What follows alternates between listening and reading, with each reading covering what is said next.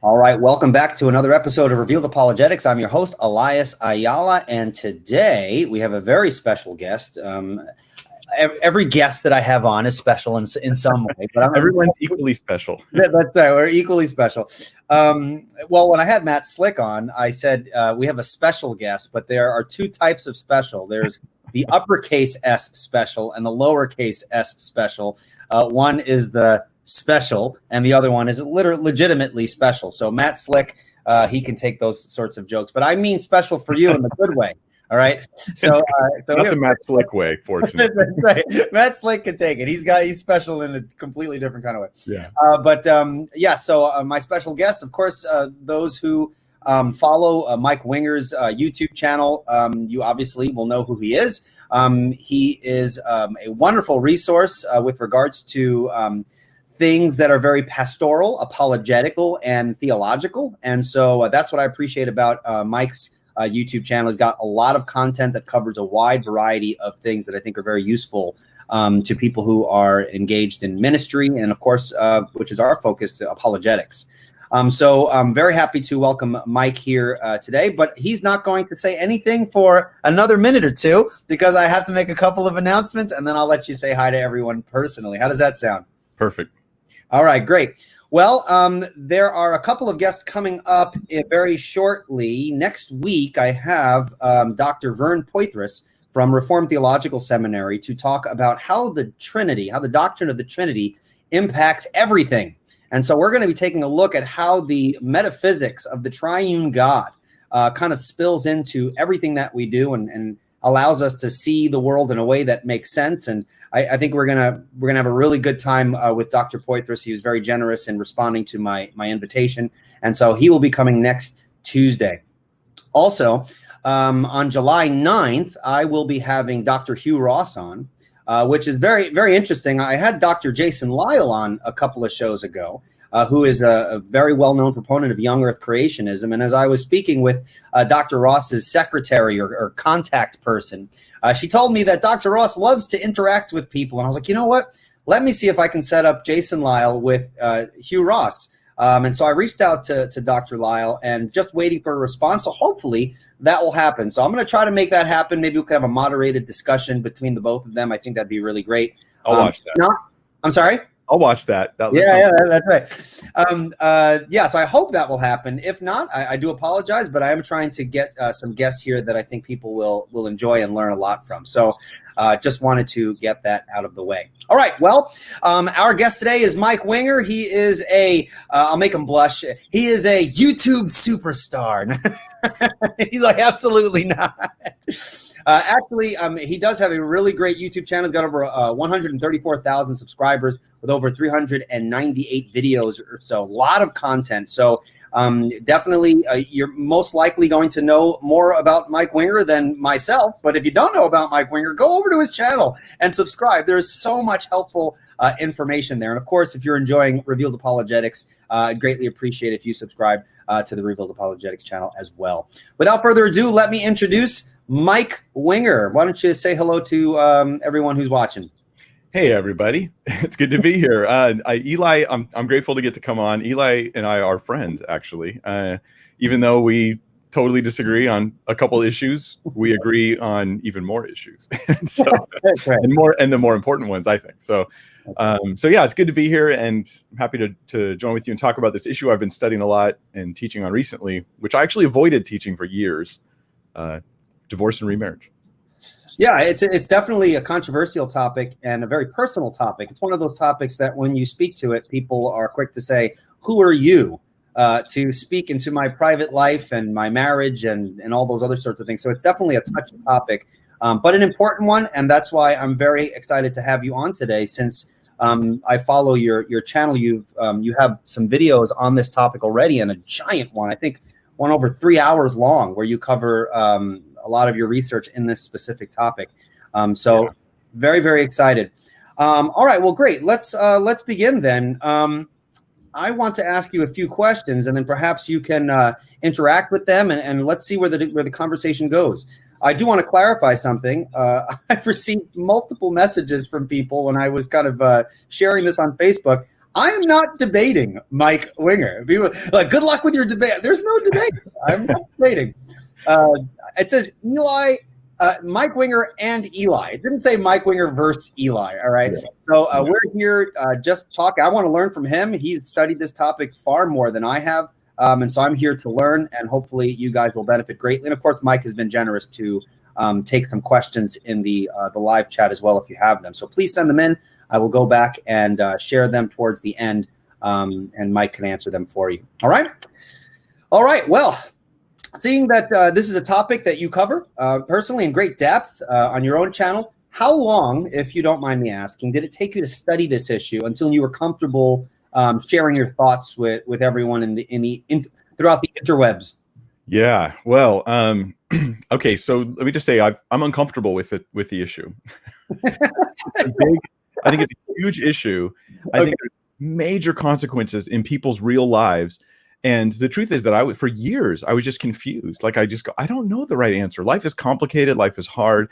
I'm worried about giving the wrong advice and people taking my advice. And I know that when I make a video teaching on a topic saying this is the Bible says, and I build my case, people are making life choices. Right.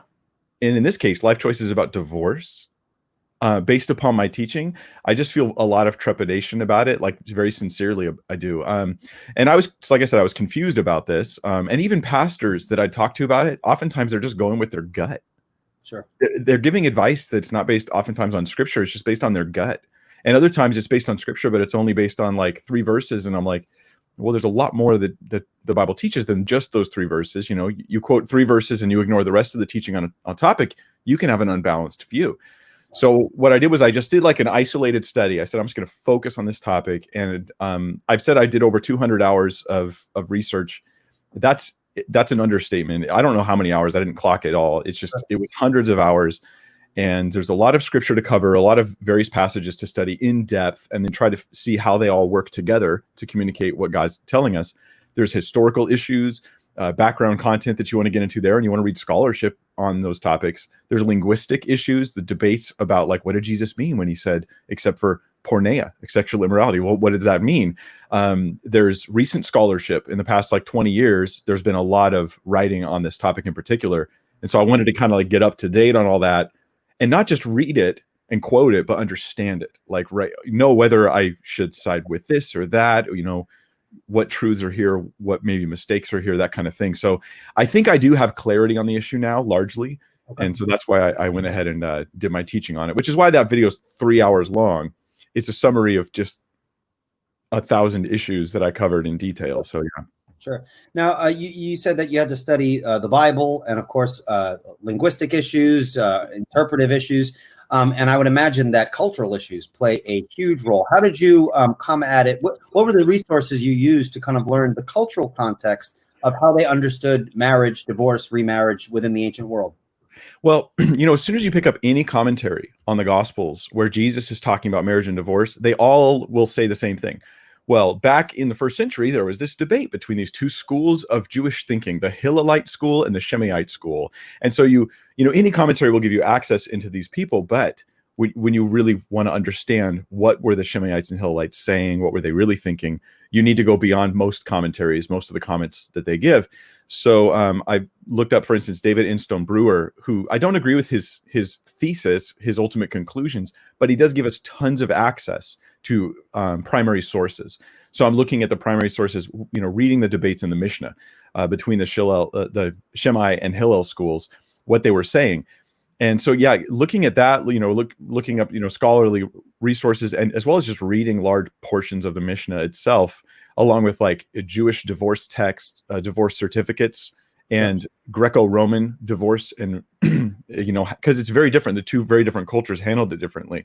So in the Jewish context, in the Gospels, Jesus is speaking in one context, and we have to understand that. In 1 Corinthians 7, when Paul writes about divorce and separation, it's a whole different context, different culture, and different meanings for the word separation. So this is, yeah, it's just lots of trying to get down to primary sources as much as possible through sort of scholarship. Basically, it's like checking footnotes. You know, check the footnotes and then go look up that source is pretty much.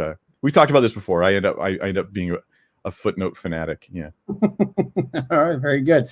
Well, before we get into the issue of divorce and remarriage, I think it's very important that we talk about the biblical view of marriage itself. I want to kind of have you emphasize that important aspect of why it's so important to go into the seriousness of divorce and remarriage and how that all works with the backdrop of how important marriage itself is to God. How would you explain, for example, the biblical conception of marriage and why it's important, both relationally, horizontally between the man and the woman, and vertically, what this represents before the eyes of God? Why don't you jump in to that for us, please? Well, this, it's so important and so valuable that I almost feel like whatever I say will understate the value of and the importance of marriage. It's actually part of the created order. God makes Adam and Eve and the two become one. And this is part of God, the creation account. This is like our inherent design as male and female. And it, Jesus commenting on this says that God joins us together. God joins us together and the two become one. There's like an identity connection between the man and woman in marriage. It's so, theologically between man and woman, it's more than an agreement, like a business deal or something like that. It's a bigger deal than your allegiance to your country or any of those other things. So it's also a central institution of all society. It's more central, I think, than government itself would be just the actual place of marriage in society. Now, horizontally, it represents Jesus and his love for the church. Paul talks about this in Ephesians, right? That the husband, love your wives as Christ loved the church. And he draws all these parallels between God's love for us and the husband's love for his wife, the wife's yielding and submitting to her husband in a godly fashion, right, and the church is submitting to Christ. So that any words I say at this point may not give you that amazing wow of marriage, but it's a bigger deal than most people realize, if I could just put it that way. And you could kind of feel this, right? Does your parents' marriage or divorce, if they were divorced, did that matter? Or look at your friends and your family and the effect of marriage or divorce, either in the wonderfulness of it or the horror of it, and how big of a deal it is. So yeah, I think it's huge. I don't think we cannot overstate the importance and value of marriage. We can throw a little theological bone to people who are like kind of the theological connections with, marriage is theological. Everything is theological for the Christian. But how would you say, and then from here, we're going to jump into some of the more specifics of why we have you on. But how would you explain the connection between marriage and the Trinity? Do you see a connection between the intimacy of that relationship and the inter-Trinitarian love relationship between the persons within the Trinity? Do you see a connection there? Well, there may be. I'm trying to think of how I would spell that out. You have to be careful when you're drawing analogies, especially with the Trinity. And so there is a two-ness and a oneness that's there. So we see that. Maybe you could explain what you're thinking there. I don't know if I would have the right answer. Yeah, well, this is something that I think about often when I think of marriage, and there's just something about the concept of being in covenant relationship and love, and I think the love union between the husband and the wife, in kind of a lesser degree, reflects this inter-Trinitarian love relationship that has been going on from all eternity. And the amazing thing is, as we're created in the image of God, and God creates us to have relationship with us, he invites us into covenant relationship, into this intimate triune relationship. So there's this eternal love that God invites us into the midst of. And I always find that marriage, in kind of a lesser degree, reflects that intimacy that really is related and reflects our intimacy with God. And that's why you have that imagery in the Bible of the bride and the bridegroom. So I don't know if there's a necessary connection there, but I've always reflected upon that and saw that as an interesting connection, if there is one. Yeah, I think that I would agree. And I think that the connection in my mind, though, isn't so much about the Trinity as it is about, just for what it's worth, is about man's joining to God. So the connection of mankind to God, and that we become one with him in a sense that is different than the nature of the Trinity, but is connected to the relationship of the Trinity. If I could try to be careful with my terminology here. All right, very good. Well, what I find interesting now, if we can move, okay, so marriage, obviously, it's a very serious issue. It's very important. There's a theological context there, especially for Christians who are stepping into marriage, understanding its seriousness and its theological and biblical importance. That should really weigh heavy when you're going through the midst of your marriage, through the difficulties of relationship, and considering, well, maybe I don't want to be with this person anymore. We always have to remember that backdrop of our commitment and how that relates to God, our covenant between our significant other and the covenant we made before God. Super important, okay? However, when we're dealing with this issue of divorce and remarriage, I think Christians tend to categorize what they think are important moral issues, and they will, for example, Christians will say, action A is really, really serious, and we frown upon that. Yet it seems to me, and you could explain if this is your understanding and your experience, when it comes to marriage issues, they tend to fudge up on the seriousness of it. Now, of course, it's serious, but they tend to think, well, it's even though I don't, the relationship isn't working out, but I think it's the right thing. We don't love each other as much as we did before, and I think it's just a good time to separate. And they begin to talk as though, it's a bad thing, but it's not as serious as, as what we understand it to be with regards to what the Bible has to say about it. So I guess the question to you, if I can kind of ask the question clumsily, in your estimation, how important do you think it is for the average Christian to be clear and consistent on the issues of divorce and its moral dimensions? You understand what I'm trying to ask? Does that make sense? Yeah, I think so. And I think that we have a parallel with Jesus in the Gospels here, because the culture where he's speaking to them, nobody liked divorce. Divorce wasn't considered a good thing. It was even, there was a sense of shame associated with it, but it was so much more acceptable than it should be by the people, divorce in general. And so there was this new school of thought, new school. It came in, the first century BC is when it kind of took root as like an official way of thinking about things. But it was the Hillel school that I was talking about earlier. And they basically had something called any matter divorce. And they basically looked at divorce as like the right of a husband. It's just, you have a right to divorce if you think that that's what needs to happen. And Jesus, he directly confronts this with such extreme statements as to say, you divorce someone, and I'll add the phrase unjustly here, and we can talk more about that later, but you divorce someone unjustly, and then you marry another, you commit adultery. And this is something nobody thought back then.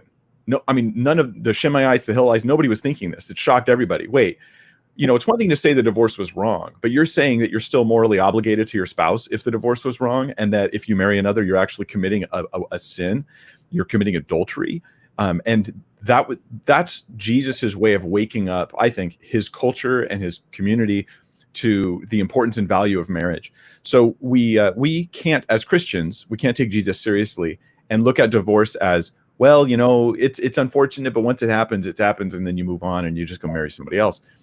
There's more to it than that, but you can't have that view. You can't have that view and be a solid Christian. And we've also substituted personal happiness as the sort of measure of a marriage, as opposed to the nature of marriage as being not just the institution, but the nature of the relationship God joins together. We, instead of focusing on that and the obligations of a husband and a wife to one another, we focus on degrees of personal happiness. And if the personal happiness goes below some kind of arbitrary point, now I'm justified in breaking this thing up, because the purpose of this thing is my happiness, instead of happiness being like a secondary, important but secondary issue. Yeah. You ever see the movie The Wedding Singer with Adam Sandler? I may have. I feel like I did when it came out a long time ago, but I can't remember it very well. When Adam Sandler got stood up at his wedding, and he's kind of depressed on his front steps, and the woman comes, his fiance comes, and she's like, well, she goes, I love you, but I'm not in love with you, and she, of course, in that movie, they weren't married, but I think a lot of people have that sort of reasoning, right? It's like, I was in love with you, but I'm not in love with you anymore. And I think the right thing to do is to, and of course, the biblical standards are not being upheld at that point. It's a very self-centered kind of way of coming about it. Now, you did say something, though, that I wanted to ask, but I didn't want to interrupt you. You said that you have the Hillel school and you have the, what was the other school again? So they're named after two rabbis. So Hillel was the rabbi who preceded Shammai as like the sort of the lead rabbi of the time. And the Hillel school said, hey, effectively it's the right of a husband to get a divorce for any reason he wants. So it was called any matter divorce. He can divorce his wife if he finds in her any matter of issue. Burns his food. They use these crazy examples to show how liberally they interpret this. Then the Shimmeite school, which follows the Rabbi Shammai, their view, coming to the time of Jesus, their view is you can only divorce if you find an issue of nakedness. And nakedness, basically, they meant some kind of impurity, some sort of justifying impurity, and they would relate this to adultery for sure. But they would also say if a woman goes around and she has like her shoulders uncovered and her hair undone, which was like a signal to the world that she was promiscuous and looking for adulterous relationships, then you could divorce her for doing that. So if she did things that led toward adultery, then that was also considered legitimate. I don't think Jesus sided with either of these schools, but those were the two schools. That's where my question was. You said something that I didn't know because I haven't studied this topic in great depth. You said that Jesus had a view that was neither was not an element of any of those schools of thought. Was Jesus unique in history? I mean, when you study the history of how people understood marriage, divorce, and remarriage, is Jesus' position here where he says that if you, unjustifiably separate, divorce, and you marry another woman, you're committing adultery? Was that unique to Jesus? Is that not found anywhere else in the ancient world? Or gosh, that's a good question. I don't know if I can say that nobody thought it, but in my studying, I didn't come across anybody who proclaimed that sort of thing. Their view of men in particular, so when Jesus says that about a man, their view of men in particular, so at the time, Judaism still was practicing polygamy. They basically didn't feel like a husband if you were married and you married another woman, that wasn't considered adultery in their view. Now I'm not saying that that's a biblical or moral view, but that was their view. That was their culture. So when Jesus is like, you divorce her, you marry another woman, that's adultery. Like, this is like, wait a minute, what? Like, at what point is a man marrying another woman adultery at all in their culture? Well, it wasn't. Now there was some pushback against polygamy at the time, and they slowly got there eventually, where the Jewish community said, yeah, we reject polygamy. But it took a lot longer than the first century to do that. Yeah. But yeah, I don't know if Jesus' view was completely unique, but it definitely wasn't like a mainstream view. Yeah. Now, you made mention of the multiple wives there, and I guess this is not directly related, but now that you mentioned, that's interesting. This isn't something I haven't really looked into. When they took on many wives, I know it was very much of a cultural thing, but was this against Scripture? I mean, a lot of people's understanding of marriage is a union between a man and a woman, and that's it. And, when people mention, well, David had many wives, they'll be like, well, that was the culture back then. Well, yeah, but does that conflict with what God set up at the beginning? Why don't you address that real quick? Yeah, so Jesus's comments on this are actually stronger than most people realize, and it's in studying the background data that you realize he's not only arguing against any matter or divorcing for whatever reason you think is a good reason. Although I think there are exceptions, we'll talk about that later. But in general, most divorces don't fall into those exceptions. So most divorces fall into a sinful act, and then the remarriage thereafter was a sinful act. But when it comes to polygamy, Jesus's comments are actually a lot stronger than people realize. So, they're debating Deuteronomy 24, right? They go, well, why did Moses allow the husband to write a certificate of divorce and divorce her? Right. And Jesus says, from the beginning, it was not so, right? That God made them male and female. And then he says the two become one flesh. Now, what's interesting is just by adding the phrase the two, which it does not appear in the Genesis verse that Jesus is referring to, but appears later in Genesis, that the two become one flesh. He's tapping into an ongoing discussion going on in the first century. And we can actually read about this in the Qumran texts. So in the stuff they've uncovered in the Qumran scrolls, which a lot of people are familiar with, there's a passage where they argue against polygamy. And one of the ways in which they argue against polygamy is they say, from the very beginning, they don't use that exact terminology, but they say, yeah, in Genesis, God says, male, female, there's one man, one woman. The two become one flesh. That was a subtle argument against polygamy, just two.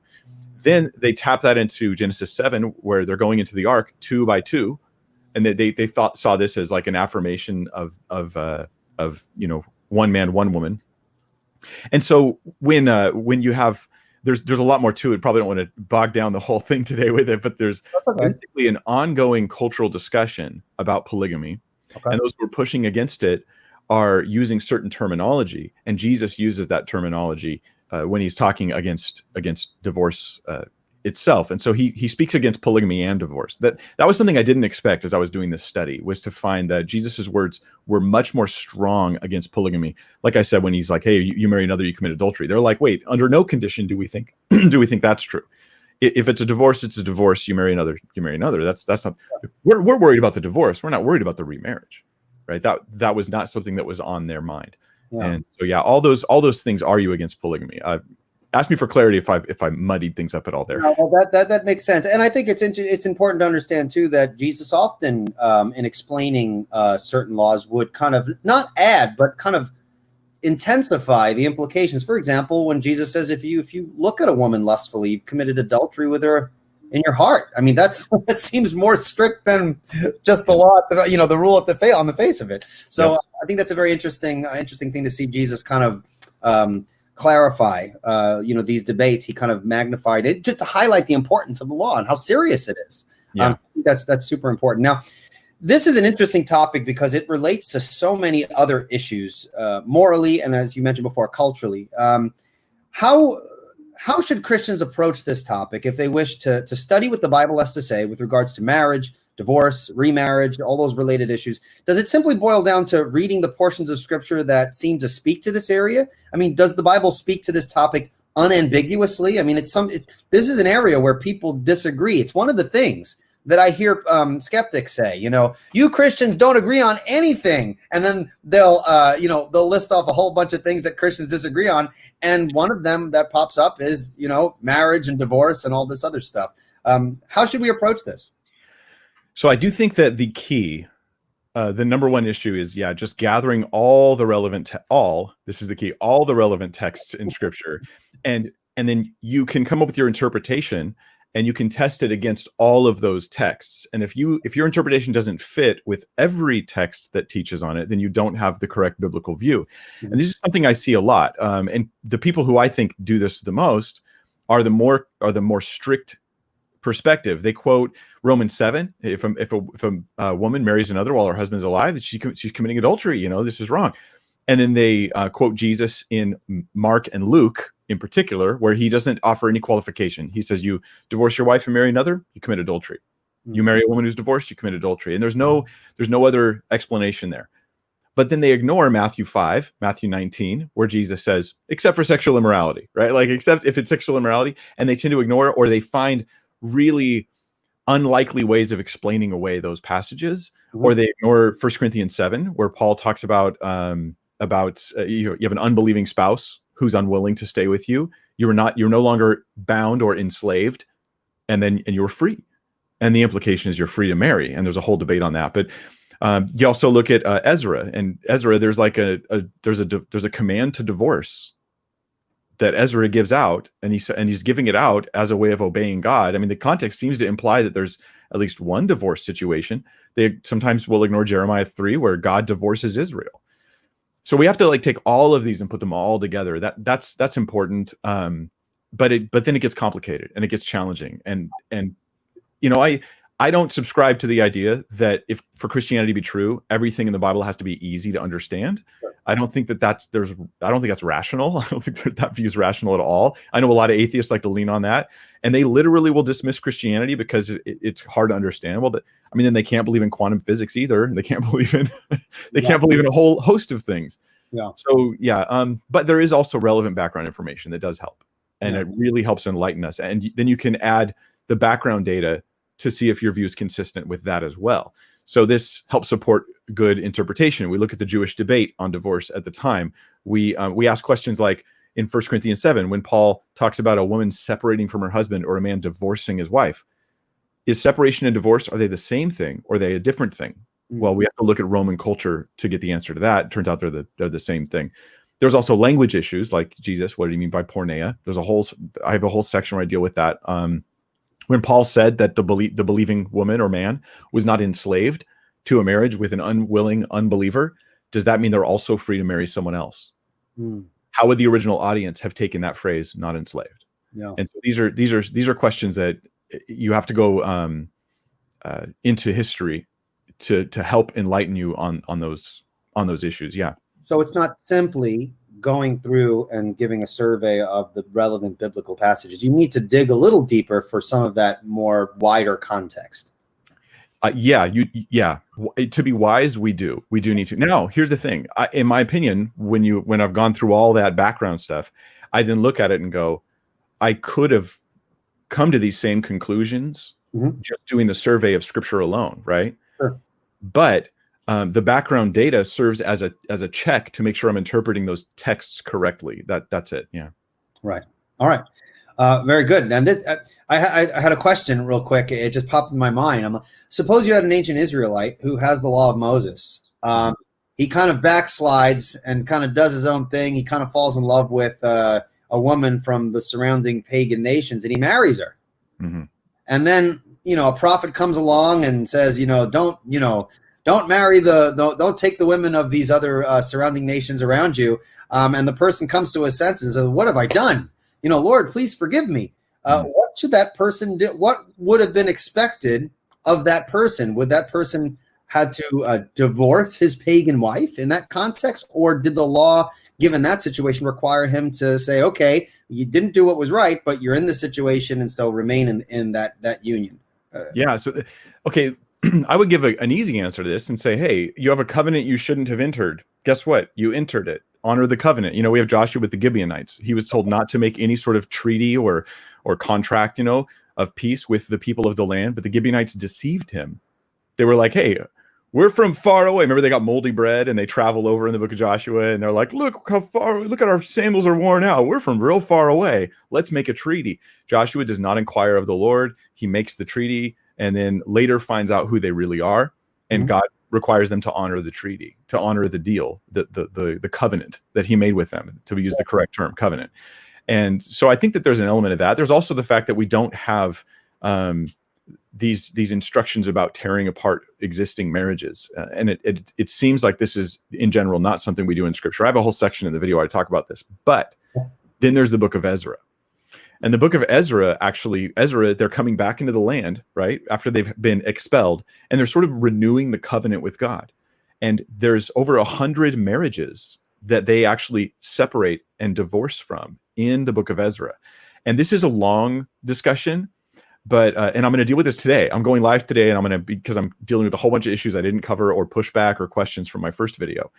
So I'll cover the book of Ezra in detail in today's stream. But what I'll say in short is that with the book of Ezra, what we have is an exception to the general rule, right? The general rule, like you get married, even if it was a bad idea, you stay that way.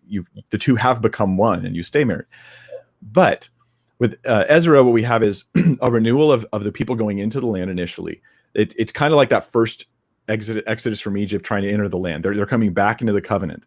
And so this is about restoring the people back to Israel. The chief offenders in the book of Ezra, it says, were the leading men of Israel. Because you had to be more wealthy and attractive probably to these pagan women. So they're like the leading men. And so this is like a cutting off of all kinds of pagan practices and a revival in the land of Israel. But it does seem like a one-time deal. And I don't know of any. I haven't heard of any evidence in the, say, first century time where they would actively break up a marriage like that. Yeah.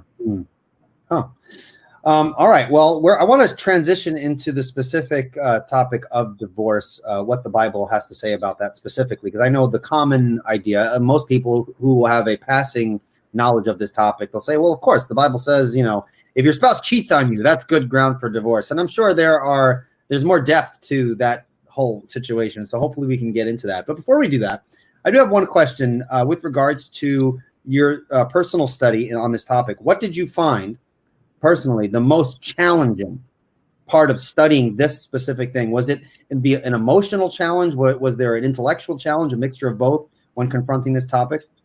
Okay, well, Fortunately, I have a pretty happy marriage, and I don't have divorce in my own background, so I didn't have the understandable angst of trying to have to process my own maybe major life decisions, in light of all these things. So I have a happy marriage in that regard. I'm grateful for that. Thank God for that. I'm really concerned though about the impact it's going to have on other people emotionally. Again, because people make life decisions based on the content I'm teaching, and I'm accountable for that. So that's an emotional weight. But to be honest, the intellectual stuff was the hardest. Okay. The intellectual stuff, it was just there's a variety of views, and they are defended by scholars and by people who are, respectable theologians who are defending these views. And I'm trying to read even more from people I don't agree with than people I do agree with on these issues to try to really, get a full understanding of their view without straw manning them, without misrepresenting them. So just kind of like sifting through all of this content was the hardest thing. It was just lots and lots of info. And that's why it took so much time, Right. reading the same thing over and over again to try to go, okay, oh, wait, now I've learned this about the background info. Let me go back and reevaluate this guy's view now that I know that, just that type of stuff was just laborious.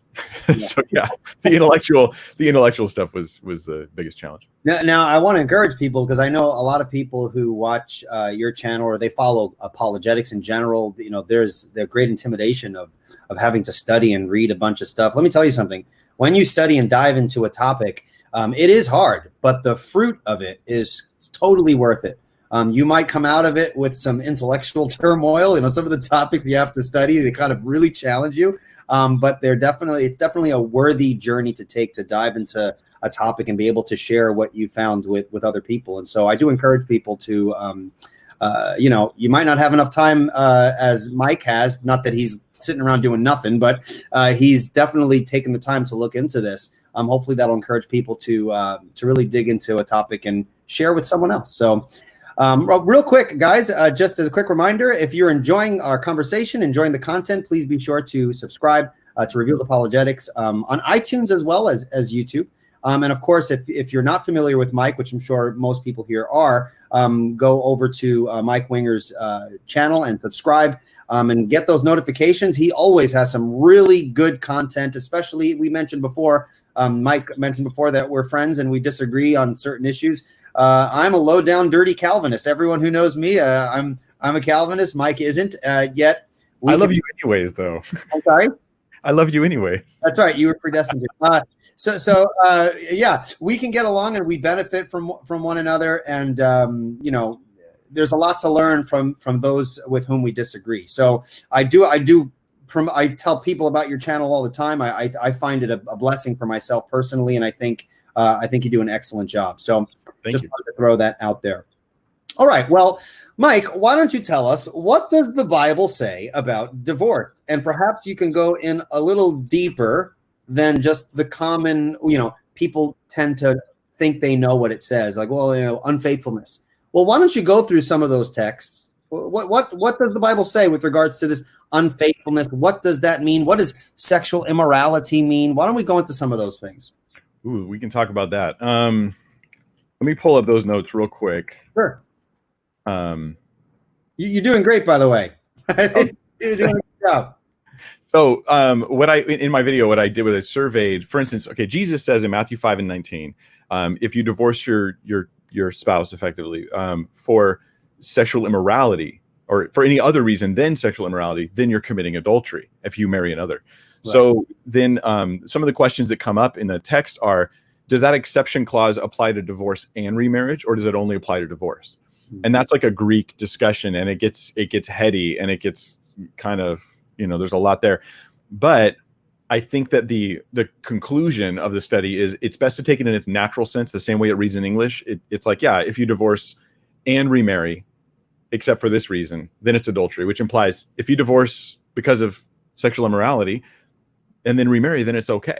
Right. Then that is not adultery. That is an acceptable thing. Now, the question then is, what did Jesus mean when he said sexual immorality? Did he mean adultery? Did he mean? So I'm going to give you some views. Okay, so here are 5 potential views that I surveyed and dug into. There's other views, but here's 5. That porneia means, that's the Greek word for it when Jesus said it. It means It only refers to having premarital sex sometime before the marriage actually takes place. Okay. So the divorce is basically like Joseph when he finds out that Mary's pregnant and he thinks, oh, you, before we were married, you've slept with somebody, so now I can divorce you. And that's one view. So it only refers to engagement, which means that it wouldn't apply to any marriages. Even if your spouse commits adultery, you can't get a divorce.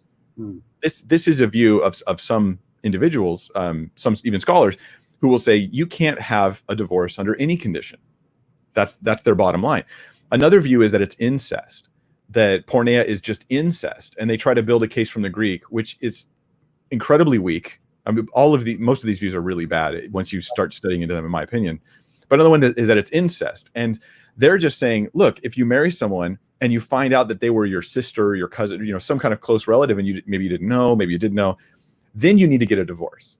So unless you're divorcing because it's an invalid marriage to begin with, so in other words, pretty much no divorce under any conditions. That's how they would interpret Jesus' statement. Others would say it was adultery, which means natural physical intercourse with another human being, another person of the opposite sex while you're married. Another view is that it's spiritual adultery, right? When spiritual adultery is a thing, it's used analogously adultery is used analogously of going after, other gods or just carnal, ungodly living.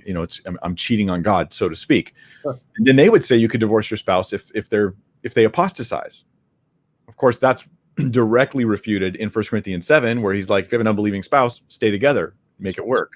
So that doesn't work either, but that is a view. Others take it as, and this is a little bit more in my view, as porneia is more of an umbrella term.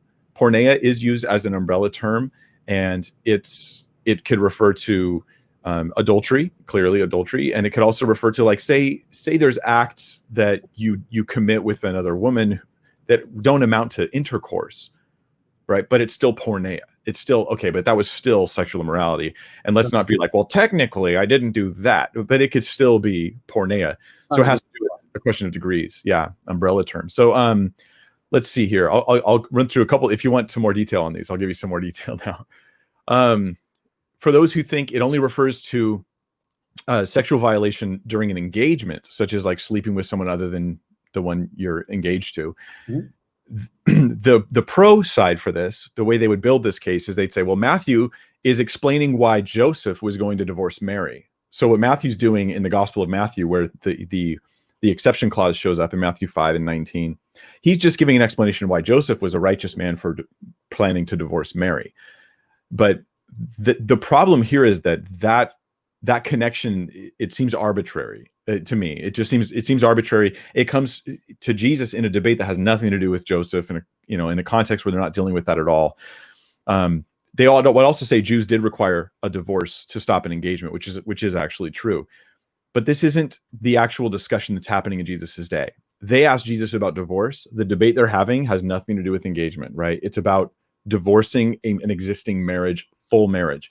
So it doesn't fit, right? It's a square peg in a round hole to put incest in there, or I'm sorry, to put engagement in there instead of divorce or instead of marriage.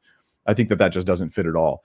There's other reasons too. The word porneia itself is used in a variety of ways in the New Testament. It does refer to incest in 1 Corinthians 5:1. There's a man who has his father's wife, right?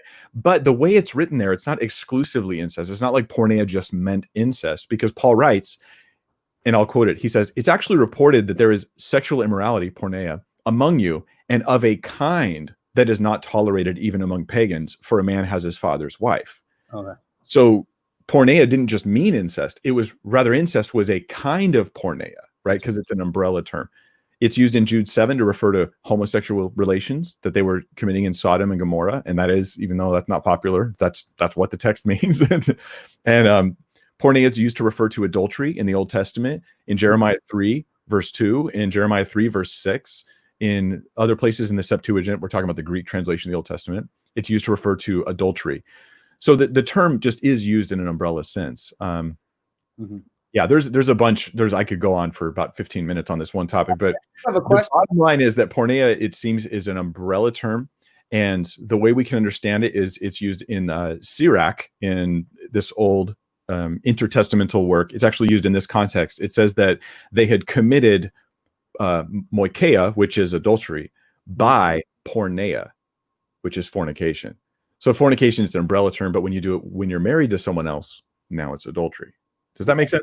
Yeah, that makes perfect sense. Now, okay, so when we speak about grounds for divorce biblically, unfaithfulness can be a kind of sexual immorality, right? It depends on what it is, right? Well, what do you mean by unfaithfulness? Unfaithfulness, cheating on your spouse. Mm-hmm. Right? Yeah, I mean, cheating on your spouse is definitely sexual immorality. You can also, so if you know, anytime you do something that's sexually immoral, mm-hmm. That's porneia, that it's sexual immorality. If you do it while you're married to someone else, it's adulterous. Right. Now, here's my question, because someone asked me this a while back, and I don't remember what I said. It was a long time ago. Someone said, okay, so Jesus said that if you look at a woman and lust after, you've committed adultery with her in your heart.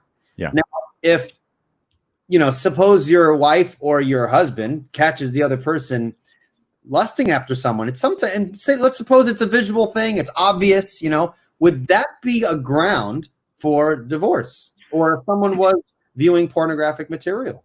Yeah, I actually bring this up because I think what this does is it gives us pause at being overly literal when we interpret Jesus's words. Because in Matthew 5, it's the same chapter. It's only a few verses later where Jesus, after having said, if you look with lust, you've committed adultery in your heart, then he says, if you divorce for any reason other than sexual immorality, then you're committing adultery when you remarry. So, but wait a minute, based upon what he said a few verses earlier, everyone can get a divorce. Everybody. I mean, who hasn't lusted even while married? Who hasn't lusted after another? This is us. We're sinful human beings. Every think of this. If you go overly literal, every divorce is justified. Mm-hmm. That means you shouldn't interpret Jesus overly literally here. And you should go, obviously, he doesn't mean that looking with lust is justification for divorce. So we're misunderstanding him here. That would be my understanding there. It helps us to say, oh, so we have to take Jesus in context. We have to kind of go, I get what you're saying here. I'm not going to, your kids do this, right? I did this when I was a kid. My mom said, when the street light comes on, I want you to come home. And I was out playing with friends and the street lights popped on, but I noticed that the street light directly across the street from my house, it was, I'm not kidding, it was out and it didn't turn on. Okay. And I thought to myself, yeah, the one in front of my house didn't. So I just kept playing. And when I got home, and I don't know why I got away with this, but I got home and I was like, well, they're like, why are you home so late? It's like 8:30, 9 o'clock or something crazy. And she's like, I told you to be home when the streetlights come on. And I was like, but look, it didn't come on. I don't know how I got away with that. Like I should have just gotten total trouble. That is like, I got away with it. You did get away with it. Okay. That's the problem with I want to know what Jesus meant, right? Sure. But being overly literal doesn't give us what he meant. It gives us, here's a way of understanding what he said, right, outside the context of his intentions or of how the audience would have understood it or the other things he said. Let me give some pushback then. If we were to say, okay, looking at a woman lustfully is committing adultery in her heart, and adultery is grounds for divorce, who's to say that understanding it that way is overly literal? What's the standard then to say, well, that's overly literal? We know that, well, everyone would get a divorce then. Okay, then everyone would be justified in getting a divorce. How do we know that we're taking it overly literal as opposed to taking it in its proper context? I think one of the reasons is because Jesus, in the context of his discussion on divorce, he's condemning most divorces. I mean, that is his point is I'm saying that it was wrong of you. Most of these divorces should never have taken place. Okay. Yet, if we interpret it that way, we can't have that conclusion. We have to have Jesus actually saying, y'all divorced for wrong reasons, but there were other reasons you weren't paying attention to that made it legitimate. So, so it's like, I hate them, and I want a divorce. So I get a divorce and you're condemning me because it was wrong. But really it was okay if I had just said they've lusted after other people. So I could, that was my, so okay, right. We end up losing the heart of what Jesus is communicating. Yeah. Okay. And now you could say, well, adultery of the heart is different than adultery physically. And maybe that's how you pull those two together. Okay. I don't think Jesus was trying to offer us that technical of definitions, but yeah. Okay, very good. Okay, now let's take some scenarios here, because relationships get really messy, right? The Bible would be thicker than it is if it qualified every single instance or example of some particular situation. I do believe that there are black and white issues in the Bible, and then there are principles that we are encouraged to employ in areas that we are unsure of, right?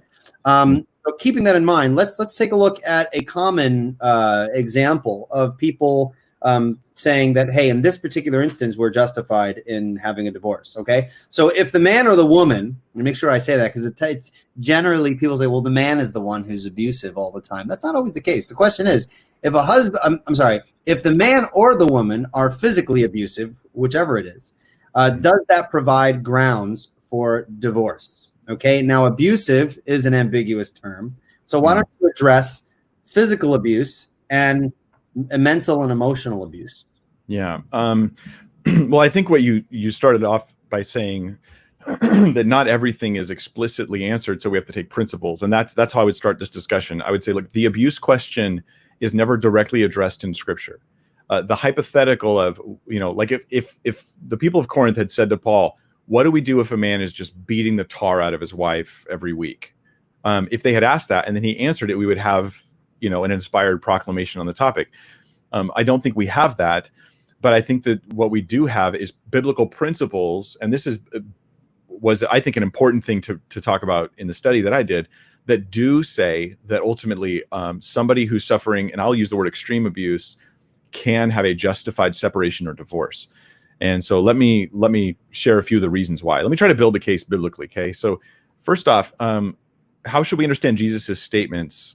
Except for adultery, should we say, except for adultery, end of story? There are no other exceptions to this rule, or this is the rule. Here's a general exception to the rule. There could possibly be other exceptions. Well, Jesus has a lot of other unqualified statements that did have exceptions. For instance, in Matthew 5:22, he says, "Don't call anyone fool." Don't call anyone fool, or you're subject to judgment. So like, you'll be judged. You call someone fool. Later on, Matthew, same book, 23 verse 17, he uses the same word where he says, don't call anyone fool. And he calls people fools. He calls the Pharisees fools. So obviously there's some exceptions. Now, how would I marry that together? I'd be like, well, he's talking about unjustifiably calling them a fool, right? Like you're speaking out of wrath and anger, but Jesus is making a correct judgment when he calls them fools, and it's proper in that case. Right. He says, don't look with lust in Matthew 5:28. Don't look at a woman with lust. But obviously, unless it's your wife, right? Like, you should look desirably at your wife. This is a good thing. This is a wonderful thing. This is something we should promote. Some Christians actually feel guilty about sexually desiring their spouse when they first get married, and they've just misunderstood. Like, no, this is what it's all for, man. This is what you were saving yourself for. Saving up all those years. Go for it, man. Go for it, and enjoy that. That's not ungodly at all. Yeah. But it's an unqualified statement. And don't look at a woman with lust. He doesn't say unless it's your wife, but we understand that to be the case. Right. Scripture encourages. I mean, look at the Song of Solomon. It's encouraging these desires. The marriage bed is undefiled. Now, both of those statements, don't call someone a fool and don't look with lust, they're in the same context as Jesus' teaching on marriage in Matthew 5. Mm-hmm. So I think that we can start building a case for at least being open to the idea of exceptions. That's all I'm saying. Right. The Jews actually expected exceptions to laws. When they heard a rule given, a strict rule, they understood it was a strict rule and that it applied in most circumstances, but they expected exceptions under exceptional circumstances. David and Stone Brewer, he says that they would have just expected some situations to be exceptions. It was normal. If you look at their discussions of the law, while they go way overboard, they deal with these issues as well. I'll give you some examples of this type of thing. The Old Testament says, do not eat the showbread, right? Only the priest can eat the showbread in the temple. Yet David, when his life was in danger, that's key. When his life was in danger, he eats the showbread and he's not condemned for it. And Jesus himself uses this as an example of how, like, a principle of saving human life can trump a general rule. So Matthew 12 verses 3 and 4, he says, have you not read what David did when he was hungry and those who were with him, how he entered the house of God and he ate the bread of the presence, which was not lawful for him to eat, nor for those who were with him, but only for the priests. Right. And the context is he's saying, this is obviously an exception, guys. Don't you get this? You're not to work on the Sabbath, But look at what Jesus says about, and that is the general rule: don't work on the Sabbath, at least for those who are under the law. And Matthew 12, verse 5-7, Jesus is talking, and he says, have you not read in the law how on the Sabbath the priests in the temple profane the Sabbath and are guiltless? Because on the Sabbath, the priest, it's a work day for them. They're working all day on the Sabbath. They're doing sacrifices. They're just doing a lot of work. It's Monday, or Sunday, they're tired, right? Sabbath is Saturday, Friday night, Saturday. So I guess Saturday night, they're like, oh, okay, I can rest now. They rest after the Sabbath. Right. He says, and he goes on, says, I tell you, something greater than the temple is here. And if you had known what this means, I desire mercy and not sacrifice, you would not have condemned the guiltless. I think that applies to certain divorces where someone's fleeing for their life. I'm not going to condemn the guiltless. The rule is there, but God desires mercy, and we need to keep that in mind. Matthew 12, verses 11-12, Jesus says, which one of you who has a sheep, if it falls into a pit on the Sabbath, will not take hold of it and lift it out? Is that not labor? You try carrying a sheep out of a pit. Is that not labor? And then he says, of how much more value is the man than the sheep? Sure. So it is lawful to do good on the Sabbath. So the principle we're getting here is that if you're saving or healing life, it may be a proper cause for an exception to a rule. And I like how you word it. It may be a proper, right? Because because people are trying to wiggle out of relationships they don't want, they'll use the word abusive in a very broad sense, where it's like, they're trying to qualify, qualify for the sort of abuse that would be a justified grounds for divorce. So you would say basically in the case of divorce, it would depend on the situation, but we'd have to take very seriously the nature of the situation and have grace if the person's running for their lives, their lives are in danger. But it gets a little more challenging when you're talking about someone's mental health. I mean, you could be seriously abused and not ever be physically touched. And so how would we deal with that emotional, when someone's saying, hey, I can't take this emotional weight from this kind of abuse that I'm taking? How would we give suggestions to such a person who's considering divorce? That's really hard.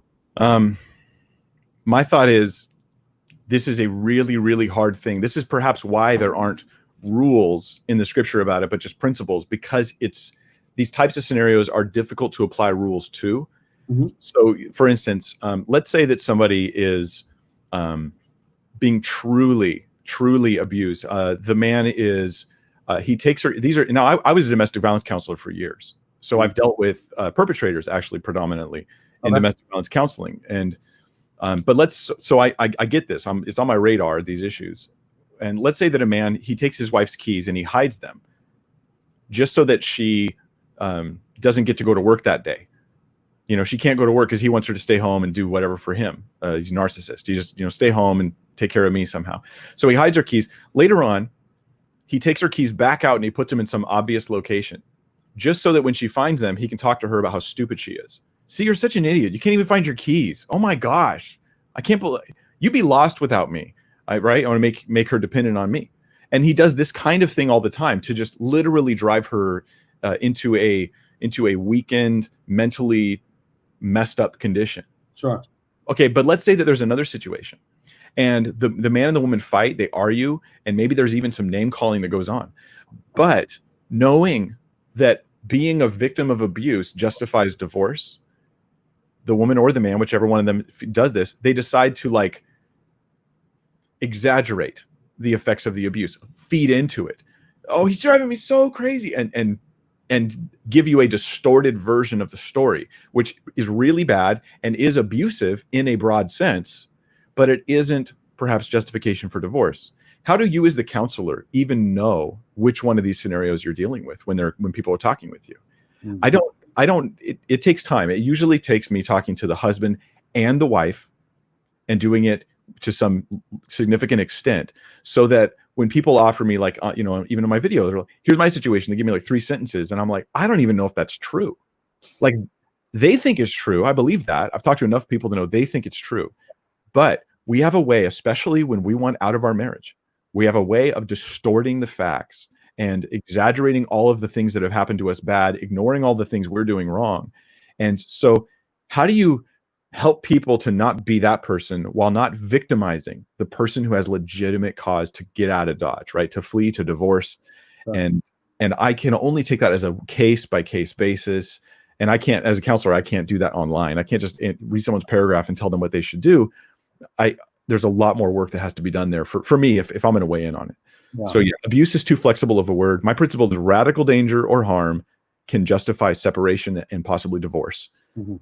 And that I think is in principle, we have to have intact, knowing at the same time, I've seen a number of unjustified divorces where afterwards they go, well, I was verbally abused. Mm-hmm. And I go, I don't think it was to that extent. You know what I mean? And so it's a challenge. Yeah. Yeah. And I think just because the Bible gives us guidance and very specific rules in some instances, other instances, principles, that doesn't mean that these issues are easy. The Bible says, thou shalt not bear false witness. And then, of course, the person who's like, well, I can find a situation where, bearing false witness is a good thing. Suppose you're living in Nazi Germany, that hiding Jews scenario. Yep. And people try to ask these kind of moral dilemmas. Mm-hmm. The fact that the Bible gives us these guidelines doesn't mean that it is always easy to respond to the difficulties of life as they happen. We have to work through these and be patient with one another. Sometimes we're going to get it wrong. But that's why we move forward in the grace of God. We do it in community if this is happening within the context of the church. And it is, I think it's very, very important, but a very difficult topic. All right. My next question for you is, if a husband and a wife divorce, are they biblically permitted to remarry after they've had an official divorce? I think they're not only permitted, I think they're actually commanded. And so 1 Corinthians 7 verses 10 through 11 says, to the married, I give this charge, not I, but the Lord, which means that Paul's quoting Jesus. He's referring to Jesus's teaching in the Gospels here. He says, the wife should not separate from her husband, but if she does, she should remain unmarried or else be reconciled to her husband. And the husband should not divorce his wife. The general rule, right, that we're not talking about the exceptions to the rule, right? I think severe abuse, adultery, those are exceptions. But the general rule is, look, you're having marital problems and you separate for some reason, you should get back together. Work on these issues, get back together. That is the desire. That is the goal. Stay single so that you can get back together. Mm-hmm. And now there are other considerations. You have an unbelieving, unwilling husband or wife, or they're to be treated as an unbeliever because they won't listen to Jesus in the church. So church discipline comes in and says, okay, we're not saying you're not saved, but we're to treat you governmentally as an unbeliever, as a community. And so then it could fall into that category as well. We're not saying you're not saved, but here's a track. you need the gospel. But if you were to get saved, here's how you do it. That's right. All right, very good. Here's my wonky question, and then my wonky question is it's wonky because it's a random question that is in a very unlikely scenario. But I think in your answering it, I think it'll be helpful to some people because relationships they're weird. A lot of random things could happen that put you in a weird situation where, well, what do we do? Now, I was thinking of the movie Castaway. You ever see the movie Castaway with Tom Hanks? Yeah. Mm-hmm. Okay. So the guy's married, right? He goes off and he gets married. I don't think they were married though. Well, okay. In this nobody gets married. They just sleep together. That's right. Let's pretend he was married though. Let's pretend he was married. It's been a while. I haven't seen the movie in a while. Suppose they're married. Okay, he goes off and plane crash, and she thinks he's dead, and he's on an island. Okay, years pass. She finishes in a way mourning, and now she needs to restart her life again. And she meets a wonderful man, and they eventually get married. They are now married for a couple of years. They have a few kids, and all of a sudden, the husband who was on the island gets off the island, makes it to civilization, and says, honey, I'm alive. What would be the proper, I guess I can't even, I'm afraid to say what's the biblical answer because the Bible doesn't address such a scenario. But if you found yourself in that scenario where someone was asking, well, what should be done in this situation based upon your understanding of these biblical concepts, how would you speak to that situation? Well, it's definitely, there's no win-win answer for this kind of question, right? So that we have to acknowledge that right away. We are either continuing the ending of a previous marriage that was ended through a physical separation and then the false belief that the person had died, so the belief that the marriage was over already, or we're ending a current marriage. Like these are both marriages, and one of them is not going to survive this question unless you think polygamy is the solution, right? So which I don't. Now, I think the best way maybe to try to answer this is to say that there seems to be a case in Scripture we can build for the idea that you don't break up second marriages in general. Right. You know, I go through this like several points on why I think you shouldn't generally break up a second marriage, that is generally not what you do. And for one, we don't have any teaching to break up second marriages. When the Scripture does deal with second marriages, it never seems to recommend, like where you would expect it to come out. Oh, here's where you say break up from them and go back to your first spouse. We just don't see that. When Paul's like, oh, you got saved, remain in whatever condition you were when you were saved. You're free from a wife. You have a wife. Just stay there. And that's kind of like his recommendation. Well, like here's where, with divorce being something that was very much happening in that culture, a lot of the people he's writing to in Corinth would have been on their second or third marriage. Why doesn't he say break it up? So what we're dealing with here is a ignorantly unjustified first divorce. It was unjustified, but ignorantly, right? Ultimately. And a second marriage that is now ongoing. I think that you should probably stay with that second marriage. I think that would be consistent with the rest of the things I read in the Scripture on that. It is challenging, and someone would say, well, Romans 7. Romans 7. Oh yeah. He says the wife was abandoned, so marriage is okay. Tom Hanks. That was great. However, I'm going to say that in general, the rule that we can apply is even an unjustified divorce, that where a remarriage has taken place, you are now committed to that spouse, stay in that marriage, make it work. I think that's the principle that we can apply here. Yeah. I had one more question, but I'm going to stop the questions now, and we're going to go to the live chat on the side here. And this is where I usually ask a bunch of questions that people are asking I ask on their behalf, of course. And our guest has an opportunity to answer. So we're going to go through a bunch of these, and whenever you feel fatigued, you could just let me know. We'll stop. So let's see here. I got to go through some of the comments. Someone says Mike Winger is awesome. Okay. Agreed. Let me see. Here's a question here. If your wife leaves you for another person, can you remarry and not be committing adultery?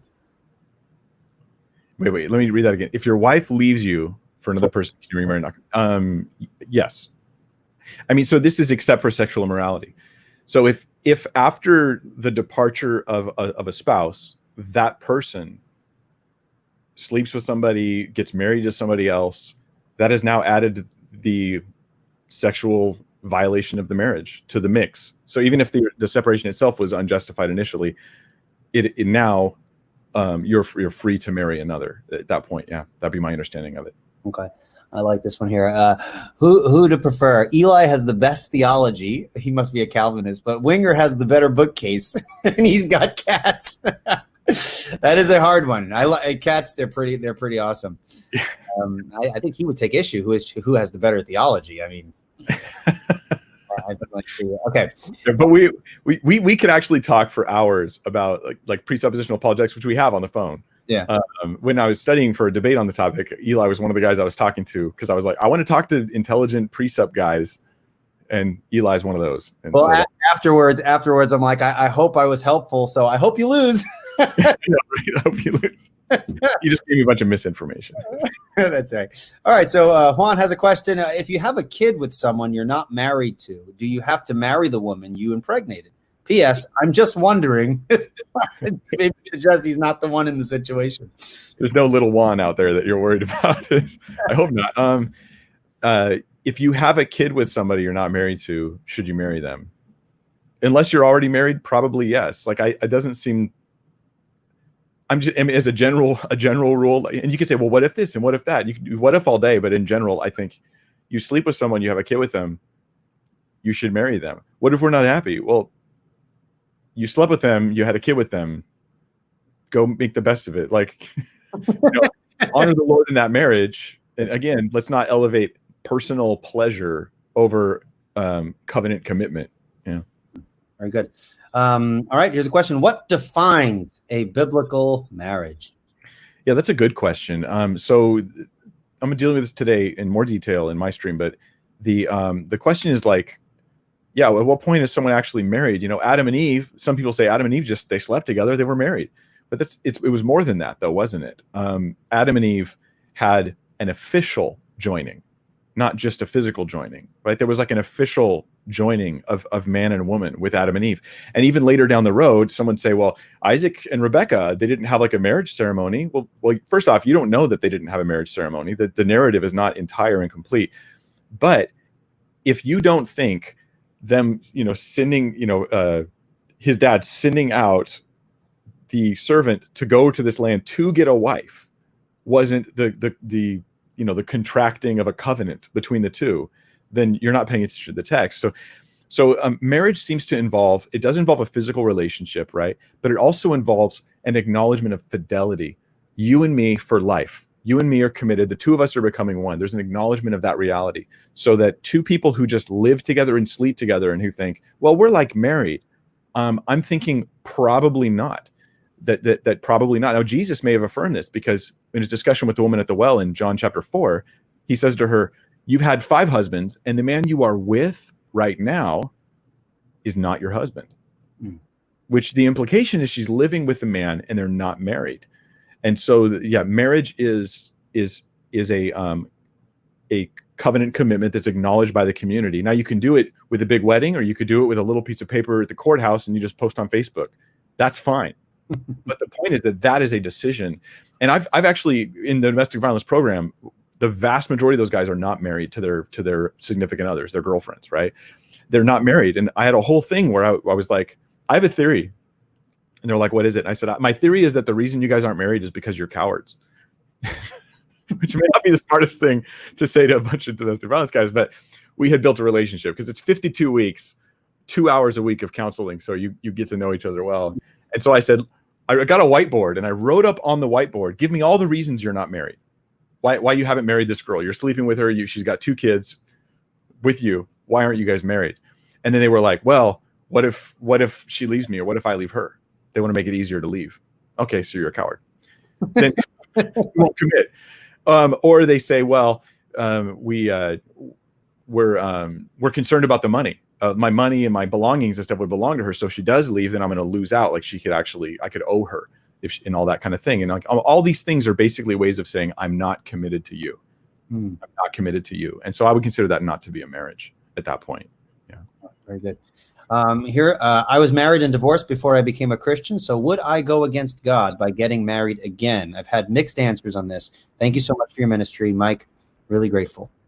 Well, Sally, take this as just 2 cents. I'm not making a proclamation on your scenario, because I don't know your whole scenario. But some of the principles I would apply is, what is the status of that other guy? Is there a chance to restore that relationship? Are they willing?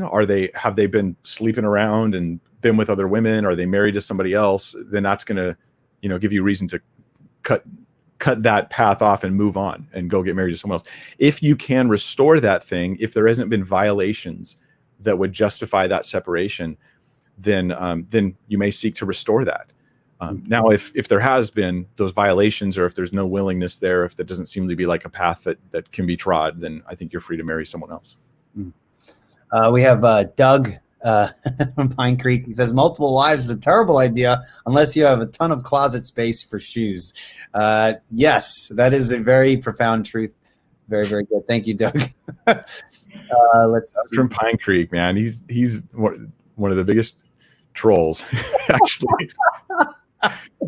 Oh, man. Okay, let's see here. We've got through a couple here. I got to get through some comments here. Okay. Is it against God to be married without governmental marriage license? Ooh, that's a good question. Is it against God to be married without a governmental marriage license? So here's the thing. In my online ministry, I very much want the things that I share to be applied to people who live in different countries, not just the United States of America. So let's say hypothetically, you live in a country where two people can't get married for some horribly dumb reason. Like you're of a different caste. These two people can't marry because they're different castes, and we have a caste-based society, so then they can't be married. So you can't get government approval. In a situation like that, I would seek to get community involvement, right? Because it's not like I need the government exactly to validate it, although I want that. I want to do that if at all possible. But I think I would, in that situation, look for a community involvement, the families, right? Hey, we're making this covenant. You want to have a public covenant is the idea. Now, if someone's like, well, who cares what the government says? They just kind of like cast off those things. I think there's a problem there. I would start to want to ask, why don't you care about the government license? Oh, well, I won't be able to get my welfare check anymore, or those types of things. And here, I feel like that is an unjustified compromise. Mm-hmm. Coward, just call him coward. Since divorce was issued by God because of the hardness of people's hearts, are divorced people in hardness, and does this grieve God? I don't know if you understand the question there. It depends on what you mean by hard-heartedness, because you could be like, they're hard to the gospel, right? There's a hardness of heart. You've been hardened to the gospel itself. I wouldn't say that about a divorced person at all. But the debate here, the question is, when Jesus says Moses permitted you to divorce because of the hardness of your hearts, what did he mean? Did he mean that if your spouse shows hard-heartedness in their continual sin, then you're permitted to divorce them? That's how David and Stone Brewer, I think, interprets that passage. But what I notice when I read the passage is they said, Jesus says, Moses permitted you to divorce your wives because of your hardness of hearts. The implication here is that it's not our justified divorces, but our unjustified bitterness in our heart towards our spouse. And this, I think, relates to marriage a lot. When you build up that bitterness that I don't care about them anymore. I just don't value them. I don't love them. I'm bitter toward them. And as that ramps up, that bitterness ramps up, divorce becomes more and more something you're just committed to do regardless of its justness. And so, Ephesians tells us to put away all anger, wrath, malice, bitterness. If you have to divorce, it should never be because you're bitter. That should never be the reason. That I think is a good rule for life. So I think that's how it relates to the issue of hardness of hearts, is that God permitted, there's certain things in the law God regulated or allowed that aren't necessarily approved of by God. And I think Jesus is giving us, that's the principle. He's telling us sinful people, he's basically limiting the harm of their continual sinful acts. Right? It's regulating or limiting it. He requires that a woman gets a certificate in Deuteronomy 24. Right? This is where he writes that. So in the ancient Near Eastern culture, this is kind of interesting. Like say for the Code of Hammurabi, that kind of dates back to that same Mosaic type era. The rule was if a man sent his wife away, she could go away. And if she married another man, the original husband still had authority over her. So he could literally at any time, 5-10 years later, he could just go and take her back against her will. Like this is part of their code. These are their laws. In the Mosaic law, he says, if when you divorce your wife, you got to write her a certificate of divorce. And this gave her the right to marry another, and it severed all authority the man had over her. So what God is doing is he's regulating an ungodly practice to make it, elevated the woman's rights in that culture. And nobody else was doing that at the time. This was unique to the law of Moses. Oh, interesting. Just to let you know, I'm learning. This is not a topic I've delved into, and your answers are very helpful. So I like this here. Calvinist unsubscribed. And then the next one here, just kidding, I wasn't even. Well, thank you, whoever that was. I know he's just playing with you, but you get those comments on YouTube where people are like, oh yeah, you think that? I'm unsubscribing. And I'm amazed that anybody subscribed in the first place. So right. I'm amazed someone who's unsubscribed is just here watching. That's great. I don't mind at all. Okay, we have a question here. Where is the explicit permission to remarry in the New Testament?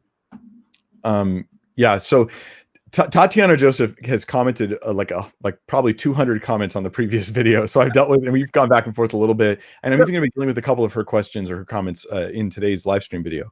But she's a sister. She loves the Lord, and this is an in-house agreement, but it's a heated one. And so we get a lot of back and forth.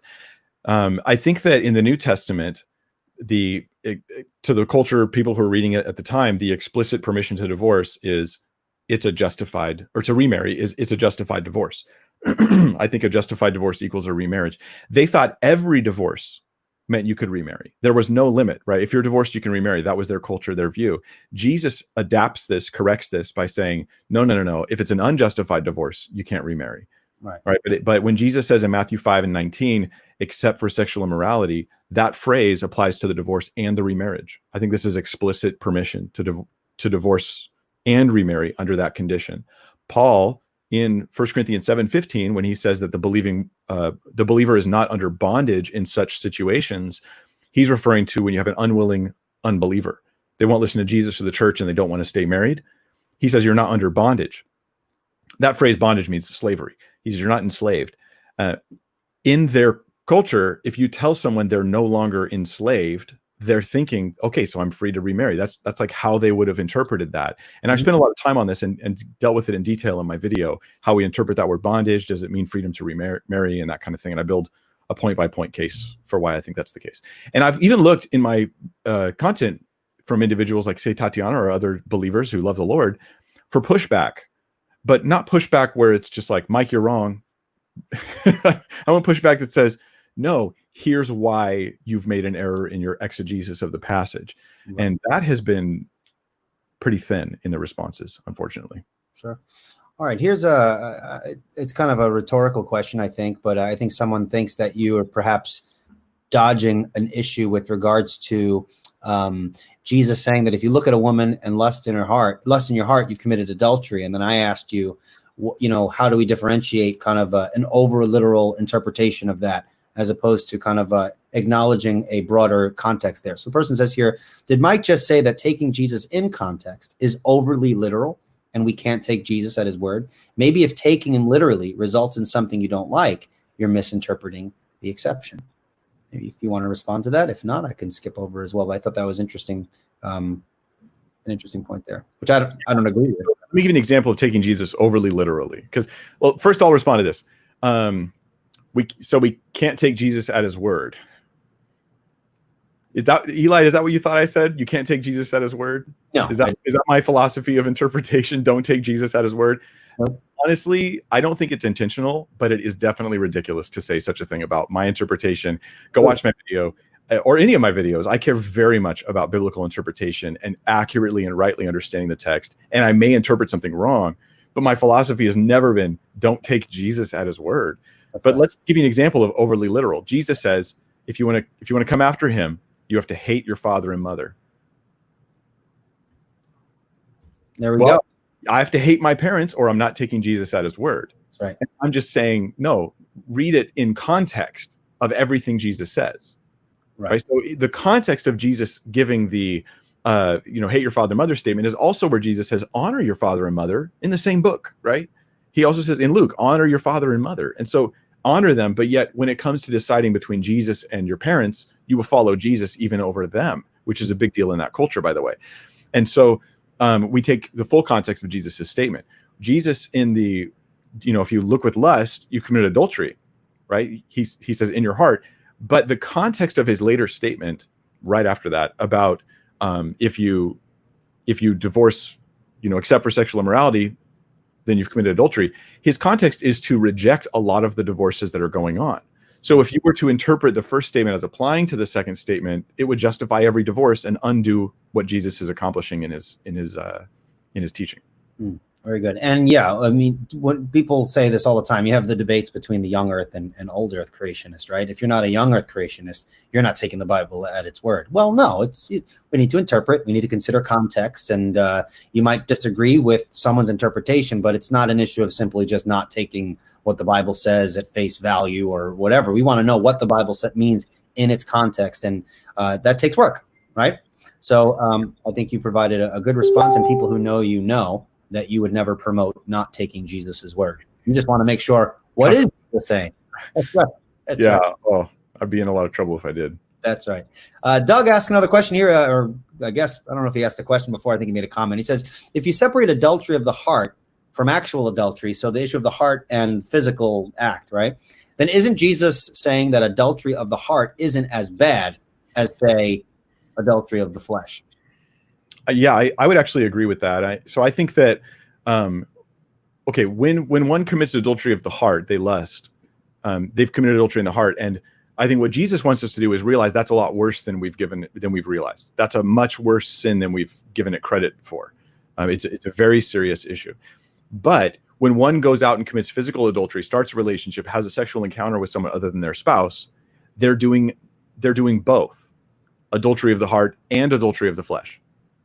So of course it's worse. It's more. It's an addition too. So it's not like it's one or the other. Physical adultery is both heart and flesh, whereas in the heart it's just the heart. But that is, of course, Jesus' whole point there isn't to say that's not a big deal. His whole point is to say it is a big deal. It's just not the same thing. Yeah. All right. By the way, you're doing an excellent job. This is the last question, because as I'm going through, people are sending more, and you can't go forever. But you're doing an excellent job, and I really do appreciate it. It's helpful. Here's a question. I would like to know if John the Baptist died for preaching against an adulterous remarriage or not.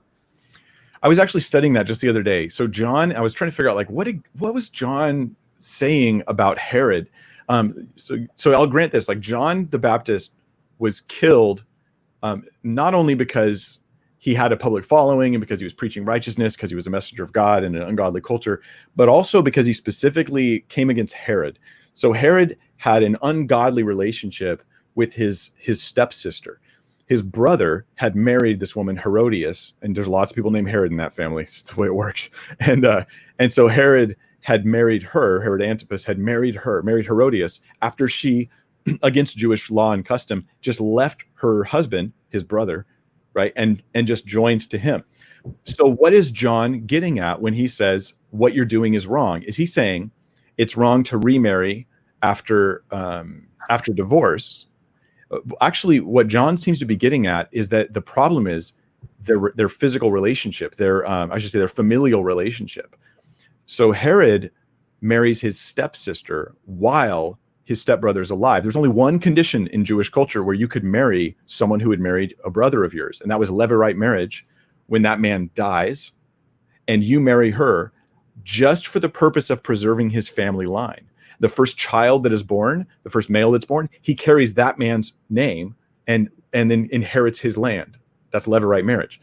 Outside of that, nobody could marry someone who had previously been married to a close relative at all. Like, even if they had a justified divorce, it didn't matter. They couldn't do it. So John says it is, and if you look at what John the Baptist says about it, he says it's unlawful for you to have your brother's wife. It was the fact that it was his brother's wife. So it wasn't just an unjustified divorce and then a marriage. It was the relationship that was just shocking to people as well. Yeah. All right. Well, very good, man. You did an excellent job. I tell people this all the time. I'm the guy who goes back and listens to his own show. There's so many things. I'm multitasking that I need to go back and listen to some things. There's a lot of helpful information here. Of course, you go into greater depth on your own channel, and people can go and check that out. Definitely, if you don't know who Mike Winger is, which you probably do, but if you don't, get over to his YouTube channel and subscribe. He's got some great content that will challenge you and encourage you at the same time. Also, you can subscribe to the Revealed Apologetics YouTube channel as well, and keep an ear open for upcoming interesting and really good interviews I'm looking forward to having. And of course, you can always look at some past discussions that we had, mostly centering on the topic of presuppositional apologetics. So once again, real quick, on the 23rd, which is next Tuesday, I'll be having Vern Poitras on to discuss how the Trinity impacts everything within the Christian worldview. And I will be having Dr. Hugh Ross on July 9th, which is, I believe, is a Thursday, to talk about old earth creationism. But hopefully we can kind of nab Dr. Jason Lyle as well, maybe have them on for a discussion. So looking forward to those things. For everyone else who has been watching and listening, I appreciate you. Thank you so much for your questions. And once again, Mike, thank you so much for coming on and giving of your time. It's greatly appreciated. It's been my pleasure. Thanks for having me. And I know we've talked kind of about random things a little bit. So there's a bunch of gaps there. And if you guys want, you can go watch my 3-hour-long video where I deal with it and give you 16 biblical principles that we can conclude from all of the various survey of scripture and history and language and all that. Yeah. And just real quick before I end here, and I think this is important, I'm glad you mentioned that, is that you're, as a viewer, your study cannot merely be comprised of watching YouTube videos. There's so much more that is required of you to get into some of these details. Don't just listen to what Mike says or something that I say and say, oh, well, they didn't address this, that, or the other thing. This is just, it's ridiculous. You need to go and do some of the homework yourself. I mean, Mike has done us a great service in studying this topic and sharing what he had to offer there. And the rest is to use this as a platform for deeper study. So I encourage you guys to do that. But other than that, thank you guys for listening. Until next time, take care and God bless. Bye-bye.